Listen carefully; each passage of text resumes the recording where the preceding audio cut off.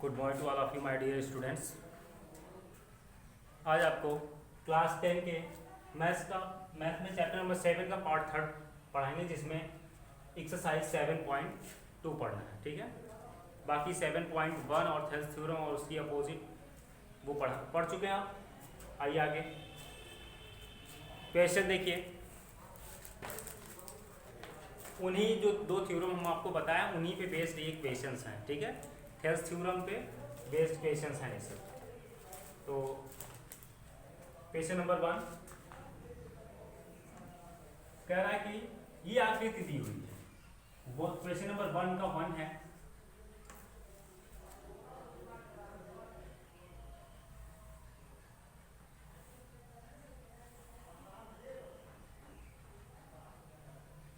देखिए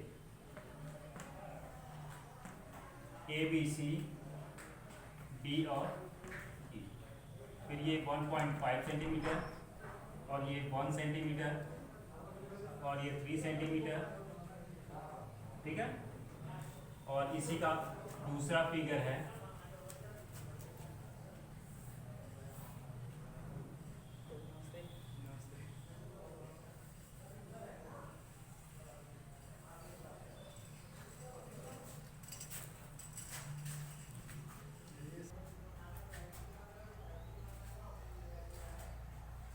तो बच्चों क्वेश्चन नंबर 1 है कि आकृति 1 और 2 में डी पैरेलल बी सी, ठीक है आकृति 1 में ई सी और आकृति 2 में ए डी ज्ञात कीजिए।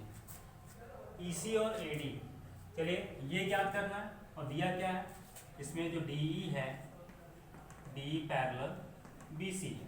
ठीक है, और यहाँ पर भी डी पैरेलल बी सी है। ठीक है, तो यहाँ पे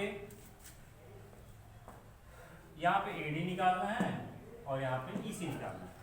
तो देखिए जब ये पैरेलल, देखिए ये पैरेलल इसके है, तो by Thales theorem AD upon BD equal to AE upon EC, AD upon BD equal to AE upon EC। ठीक है, 1.5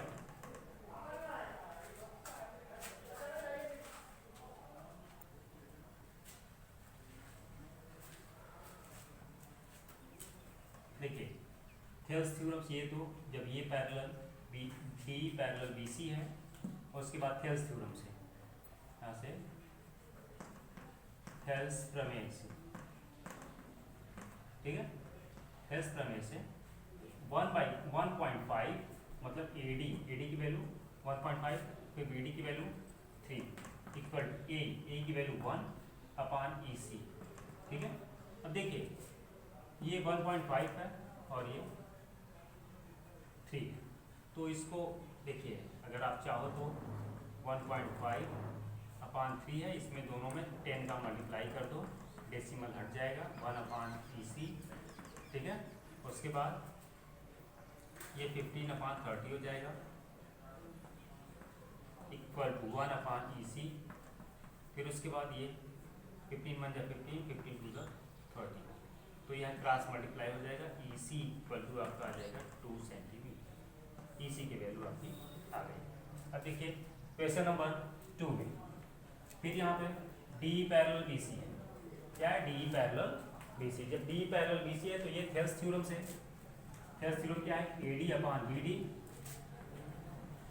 AD upon BD equal to ये AE upon EC, AE upon EC।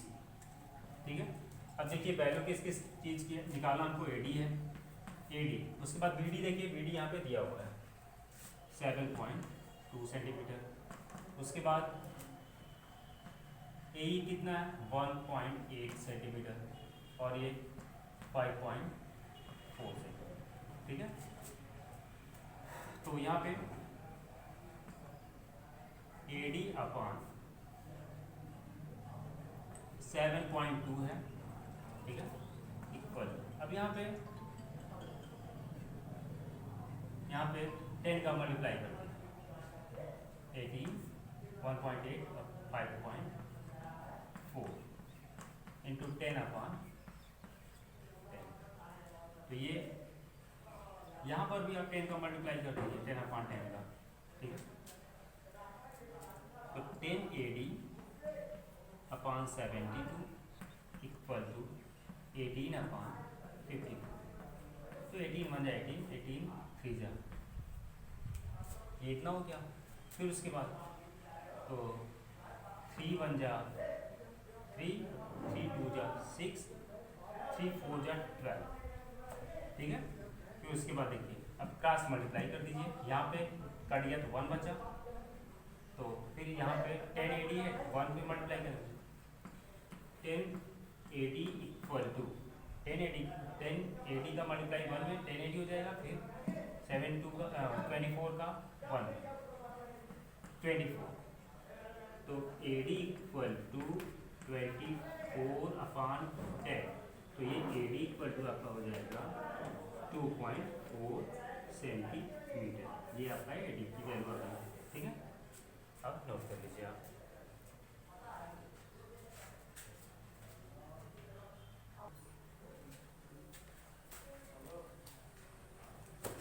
Question number 2 है, देखिए किसी त्रिभुज की भुजाओं, जो त्रिभुज PQR है, किसी त्रिभुज PQR की भुजाओं PQ और PR पर क्रमशः बिंदु E और F स्थित हैं, ठीक है। देखिए फिगर, कोई भी त्रिभुज ले लीजिए PQR, ठीक है। उसके बाद कह रहा है कि त्रिभुज PQ और त्रिभुज PQR में कि उसकी जो भुजा PQ है और PR है उस पर बिंदु E और F है। PQ यहाँ पे इस पे बिंदु है आपका E और इस पर F है, ठीक है। उसके बाद कह रहा है कि निम्नलिखित में से प्रत्येक स्थिति के लिए बताइए कि क्या EF पैरेलल QR है। इसमें प्रूफ करना है EF पैरेलल QR। अब ये जो है क्या EF पैरेलल QR है। अब देखिए PE दिया हुआ है 3.9 सेंटीमीटर, फिर उसके बाद EQ दिया हुआ है 3 सेंटीमीटर, फिर उसके बाद PF दिया हुआ है 3.6 सेंटीमीटर, फिर उसके बाद FR दिया हुआ है 2.4 सेंटीमीटर, ठीक है। देखिए पहले PE/EQ निकालिए, PE/EQ, ठीक है। PE/EQ, PE कितना है 3.9/3, ठीक है। तो यहाँ पे 10 × 10, तो ये 39/30, तो कितना हो जाएगा ये PE/EQ, तो 3 10 जा,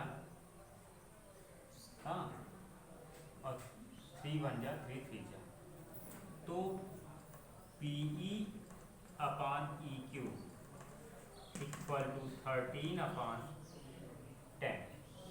13/10 हो गया। अब आप आगे निकालिए PF/PFR। चलिए देखिए PF/FR निकालिए 3.6/2.4, ठीक है। तो यहाँ पे 10 का मल्टीप्लाई, यहाँ पे 10 का मल्टीप्लाई, तो हो कितना जाएगा ये PF/FR, तो ये 36/24, तो 12 2 जा 12 3 जा। देखिए PF/FR इक्वल टू क्या आया 3/2 आया, ठीक है। अब लिखिए, क्योंकि देखिए PE/EQ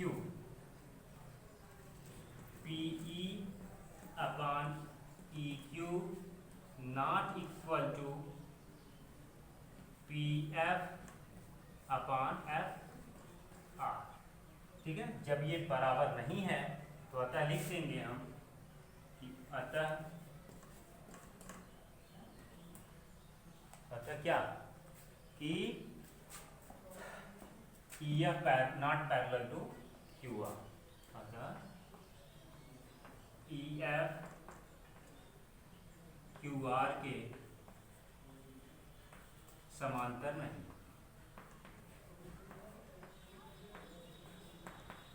ठीक है, या वैसे लिख सकते हैं EF not parallel to QR। ठीक है, ये हो गया। सेम क्वेश्चन, सेम यही चीज करना है किसमें, अब इसमें हम थोड़ा सा आपको बस फिगर बना के समझा दे रहे हैं, आप कर लीजिएगा इसको। तो पी क्यू आर सेम वही है, ई और ये एफ, इसको आप मिला दीजिए। ये पी ई जो है वो 4 सेंटीमीटर दिया हुआ है और फिर क्यू ई जो है वो 4.5 सेंटीमीटर दिया हुआ है। फिर उसके बाद ये पी एफ जो है वो 8 सेंटीमीटर दिया हुआ है और फिर एफ आर जो है वो 9 सेंटीमीटर दिया हुआ है। अब देखिए, क्योंकि अब हम करें क्या, पहले पी ई जिसमें जैसे यहाँ पे किया पी ई अपान ये पी ई अपान क्यू ई निकालेंगे, क्यू ई इक्वल तो देखिए तो पी ई कितना है 4 है अपान ये 4.5। ठीक है, तो ये यहाँ पे 1 डिजिट पे डेसिमल है तो यहाँ पे 10 का आप मल्टीप्लाई कर दीजिए, 10 का मल्टीप्लाई 10 का डिवीजन। तो यहाँ से P E equal to Q E equal to देखिए P upon Q E equal to 4 × 10 = 40 और 4.5 × 10 = 45। देखिए 5 से कट कर दीजिए, 5 × 8 = 40, 5 × 9 = 45। तो यहाँ पी ई जो है वो किस upon P upon Q E equal to 8/9 ये आ गया। अब नेक्स्ट देखिए यहाँ से ये P F upon F are निकालना है, P F upon F are जो कि ऑलरेडी वो 8/9 दिया हुआ है। तो अब यहाँ से देखिए, यहाँ से और यहाँ से अब हम क्या कह सकते हैं कि चूंकि पी ई अपान क्यू ई ठीक है equal to P F upon F R. ठीक है, ये इक्वल है। ठीक है, तो अतः लिख सकते हैं अतः ई एफ क्यू आर के समांतर। इसको लिख सकते हैं ऐसे, अतः E F parallel Q R. ठीक है, अब इसी तरह इसी का क्वेश्चन नंबर 3 है, सी वाला 2 का सी वाला है, आप इसको कर लेंगे। ठीक है, अब इसको नोट कर लीजिए, फिर आगे नेक्स्ट क्वेश्चन।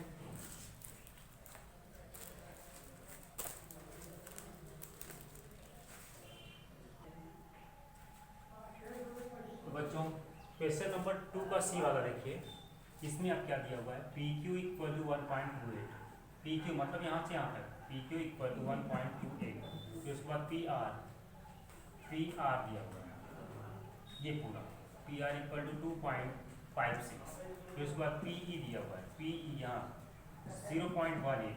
ठीक है, फिर उसके बाद पी एफ दिया हुआ है 0.36 दिया हुआ है। अब इसको कह रहा है कि अब बताइए कि E F parallel Q R है कि वही सेम प्रोसेस करिए। ठीक है, P E upon E Q, लेकिन यहाँ पे ई क्यू नहीं दिया हुआ है। देखिए हम आपको बताते हैं, तो P E upon E Q equal to, तो पी ई को आप पी ही लिख दीजिए, ई क्यू को क्या लिख सकते हैं, ई क्यू ये इतना, मतलब पी क्यू में से ये इतना घटा दीजिए, पी क्यू माइनस पीई, ठीक है। तो पीई की वैल्यू 0.18 अपॉन, और ये पी क्यू की वैल्यू 1.28 माइनस 0.18, ठीक है।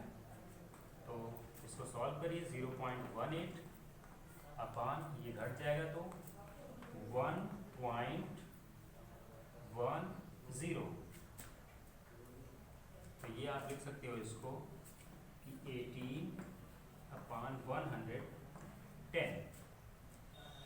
अब देखिए इसको कट कर दीजिए, अगर कट रहा है तो किससे कटेगा ये? 2 से तो कटेगा ही। 2 9 सा 2 5 10, 2 5 10। अब ये 9/55, 9/55 मतलब कि किसी से 3 से 9 कटेगा और 3 से ये कटेगा, फिर ये नहीं कटेगा। तो आपका जो पीई है अपान पी क्यू इक्वल टू 9/55, ठीक है, 9/55। अब आप निकालिए P F upon F R, ठीक है। तो पी एफ को वैसे ही लिख दीजिए, फिर उसके बाद एफ आर को P R minus P F ये लिख सकते हैं, ठीक है। तो पी एफ की वैल्यू 0.36 अपान 2.56 माइनस 0.36, ठीक है। तो अब आप इसको 0.36 अपान, अब इसको तो क्या जाएगा 2 पॉइंट, और ये 6 में से 6 जाएगा 0 और 5 में से 3 जाएगा 2, तो ये इतना हो गया। अब इसको आप लिख सकते हो 36/220, डेसिमल हट जाएगा क्योंकि सेम डिजिट पर 2 डिजिट पे ऊपर भी है, 2 डिजिट पे नीचे भी है, इसलिए ये हट जाएगा। अब इसको कट कर दीजिए आप, देखिए 4 9 जा 36, फिर 4 5 जा 20, 4 5 जा 20। अब यहाँ देखिए P F upon F R equal to 9/55। देखिए P F upon F R equal to 9/55 और यहाँ पे P E upon E Q equal to 9/55। तो अब आगे आप लिखेंगे अतः, ठीक है, चूंकि देखिए चूंकि ये P E upon E Q equal to P F upon F R ये बराबर है, इसलिए क्या हुआ कि ई एफ पैरेलल क्या हुआ क्यू आर, ठीक है, ये हो गया, ठीक, नोट करिए।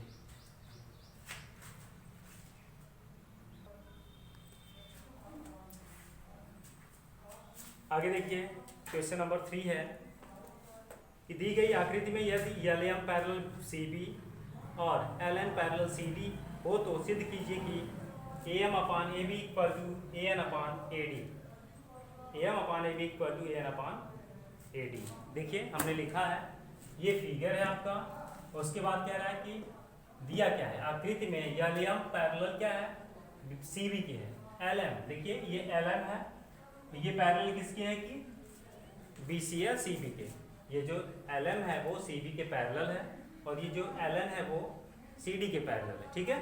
क्या कह रहा है कि अब आप सिद्ध करिए to prove that A M upon A B, मतलब ए एम अपान पूरा A B equal to A N upon A D, ठीक है। अब देखिए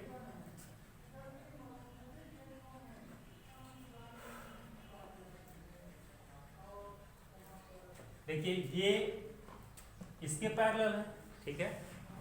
तो हम आपको कैलरी बताए थे, 2 उप प्रमेय बताए थे कि अगर ये पैरेलल इसके हैं तो इतना बटे पूरा, फिर इतना बटे पूरा हो जाएगा। ठीक है, आइए देखिए प्रूफ में, क्योंकि जो एल एम है वो पैरेलल किसके है, सी बी के। ठीक है, तो इसलिए त्रिभुज ए एम एल और त्रिभुज ए बी सी में, देखिए हम आपको ऐसे रफली बता दे रहे हैं, ये 1, ये 2, ये 3, ये 4 और ये काम। ठीक है, तो देखिए angle 1 equal to angle 2 corresponding angle. ठीक है, और एंगल 3 इक्वल टू एंगल 4, ये भी करेस्पॉन्डिंग एंगल, और ये एंगल 5 इक्वल टू एंगल 5 क्योंकि ये कॉमन है, उभयनिष्ठ है। ठीक है, तो इसलिए क्या हो गया, त्रिभुज ए एम एल सिमिलर हुआ ट्रायंगल ए बी सी के, इसलिए हाँ ये कांग्रुएंट सिमिलर हुआ है। तो उसके बाद चूंकि समरूप त्रिभुजों के संगत भुजाओं का अनुपात बराबर होता है, इसलिए हम लिख सकते हैं तो A M upon A B equal to A M upon पूरा ये इतना अपान इतना इक्वल टू ये इतना अपान इतना, ए L upon A L upon A सी। ठीक है, ये इक्वेशन 1 हो गया। और हम इसी प्रकार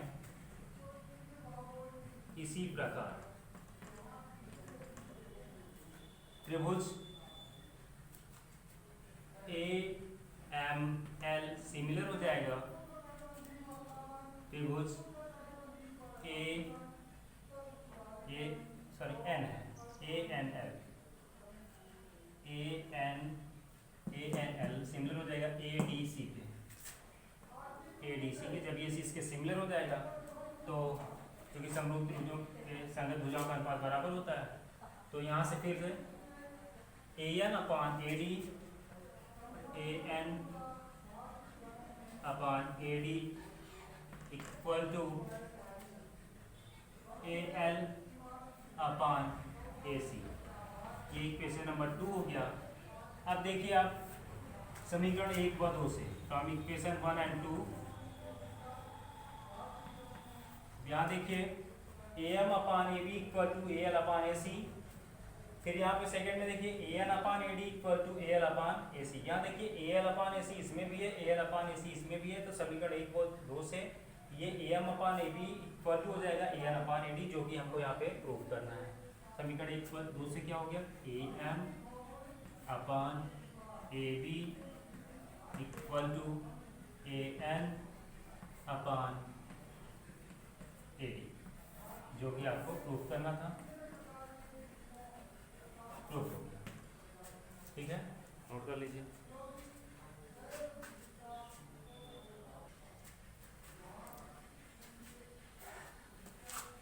खैर बच्चों, क्वेश्चन नंबर 4 है, दी गई आकृति में यदि डी पैरेलल ए सी और D F parallel A E हो तो सिद्ध कीजिए कि B E upon F E equal to B E upon E C. ठीक है, तो यहाँ देखिए सिद्ध क्या दिया क्या है कि दी गई आकृति में D E parallel A C, D कहाँ है, ये डी ई पैरेलल ए सी है, और फिर डी एफ ये पैरेलल ए ई है। ठीक है, सिद्ध क्या करना है, B E upon E F ई, ये बी ई जो है sorry B F upon E C equal to B E, ये बी ई अपान ए सी। ठीक है, अब देखिए प्रूफ में चूंकि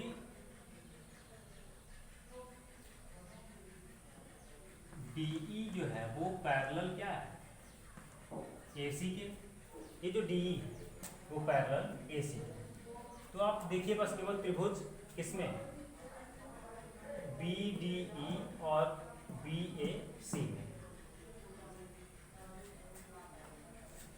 तो त्रिभुज बी डी ई और त्रिभुज किसमें बी ए सी में।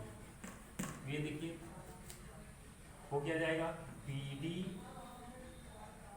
अपान A D equal to B D upon A D equal to B E upon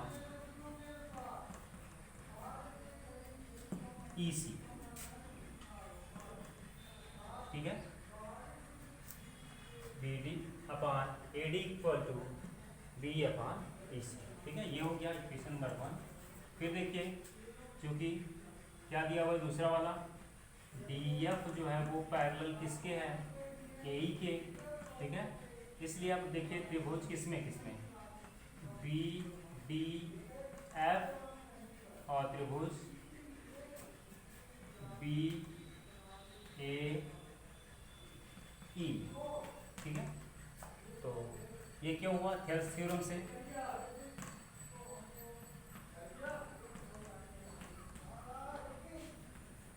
Thales theorem में से। ठीक है, अब यहाँ पे क्या हो जाएगा, B D upon A D equal to B F upon F E. ठीक है, क्वेश्चन नंबर 2 हो गया। B D upon A D equal to B F upon F E. तो देखिए समीकरण 1 व 2 से, 1 व 2 से, 1 व 2 से देखिए ये भी B D upon A D equal to है बी अपान ई सी, ये भी B D upon A D equal to B F upon E F E है ना।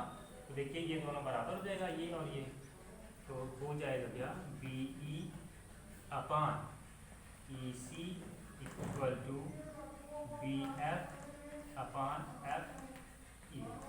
और सिद्ध क्या करना है कि B F upon F E इसको पहले लिख देना है, अतः लिख दीजिए, अतः B F upon F E equal to B E upon E C, जो कि प्रूफ करना। तो करिए।